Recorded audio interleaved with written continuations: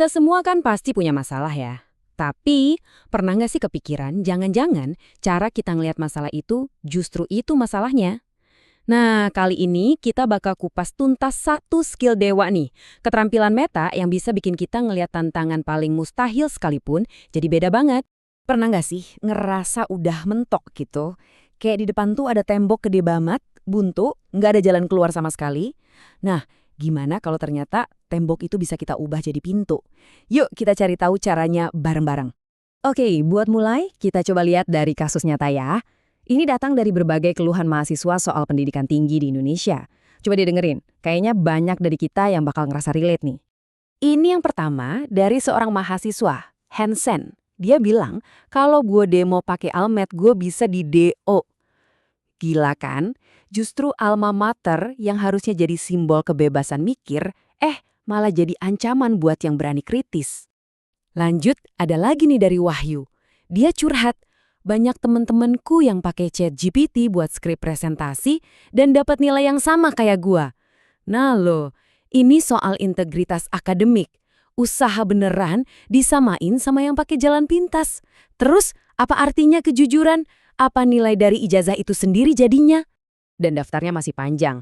Ada soal kampus yang cuma ngejar ranking tapi kualitasnya gitu-gitu aja, skripsi yang ujung-ujungnya cuma jadi pajangan, cara ngajar yang bikin ngantuk karena presentasi mulu, sampai lulusan vokasi yang skillnya nggak nyambung sama dunia kerja. Kalau ditumpuk, ini semua tuh kayak jadi tembok masalah yang tebel banget deh. Oke. Kita udah lihat kan semua keluhan tadi, tapi sekarang coba kita belok tajam dulu. Pause sebentar. Gimana kalau semua itu ternyata cuma gejalanya doang?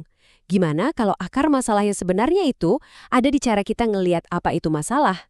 Nah, ini dia bagian serunya. Ayo kita bedah lebih dalam. Jadi, sebelum kita pusing-pusing nyari solusi, kita mundur selangkah dulu.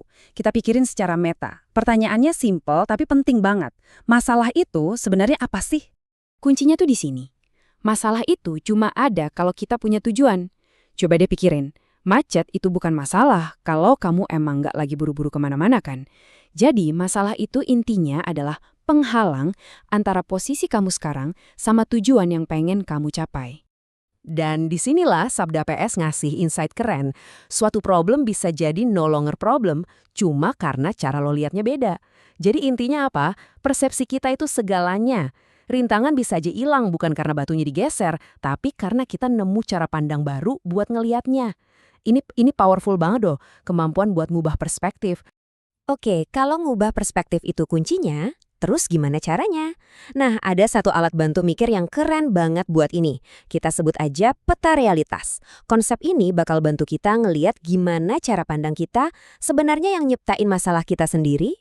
Coba bayangin deh, di dalam kepala kita masing-masing itu ada peta.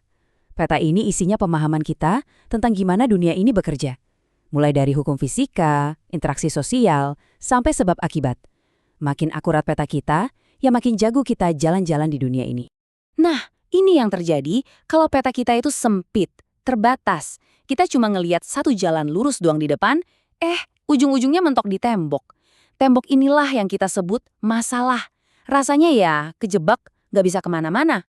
Tapi, coba lihat apa yang terjadi begitu kita memperluas peta kita. Tiba-tiba, ternyata ada jalan lain. Mungkin ada belokan ke kiri atau jalan setapak di kanan. Temboknya sih masih ada di situ, tapi sekarang itu bukan masalah lagi. Kenapa? Karena kita bisa ngiterin tembok itu. Masalah tadi jadi nggak relevan. Sekarang kita masuk ke jurus pamungkasnya. Ini langkah yang paling kuat, paling radikal, dan benar-benar jadi game changer waktu kita lagi hadapin masalah yang kelihatannya mustahil banget. Cara mikir yang lama, yang tradisional, tuh biasanya begini. Kita ada di titik A, mau ke tujuan akhir di titik E. Menurut peta di kepala kita wajib lewat B, terus C, terus D, baru nyampe ke E. Jadi B, C, dan D ini jadi kayak checkpoint yang harus kita lewatin satu-satu. Tapi, gimana kalau dunianya udah berubah? Gimana kalau peta lama kita itu udah kadaluarsa? Nah, pemikiran meta itu nantang asumsi ini. Kita jadi nanya, bentar, apa benar kita masih harus lewat B, C, dan D buat ke E? Jangan-jangan di realitas sekarang udah ada jalan tol langsung dari A ke E. Dan di sini Sabda ngasih contoh pribadi yang ngena banget. Dia sadar tujuan hidupnya yang lebih besar ternyata nggak mengharuskan dia lulus dari ITB. Tujuan lulus ITB-nya itu sendiri yang dia pertanyakan. Dan begitu dia ubah tujuannya, boom, semua masalah soal kelulusan itu langsung hilang. Bukan karena masalahnya selesai ya, tapi karena tujuannya udah nggak relevan lagi. Jadi, apa intinya? Intinya adalah kita tuh punya kekuatan buat bebas dari batasan-batasan yang kita bikin sendiri. Ini bukan lagi soal gimana cara nyelesain masalah, tapi soal gimana caranya jadi pemecah masalah sejati. Kita semua, sadar atau enggak, sering banget kejebak di dalam apa yang bisa kita sebut penjara pikiran. Isinya ya asumsi-asumsi kayak budaya kita kan begini, atau dari dulu juga caranya begini. Kunci buat keluar dari penjara ini cuma satu.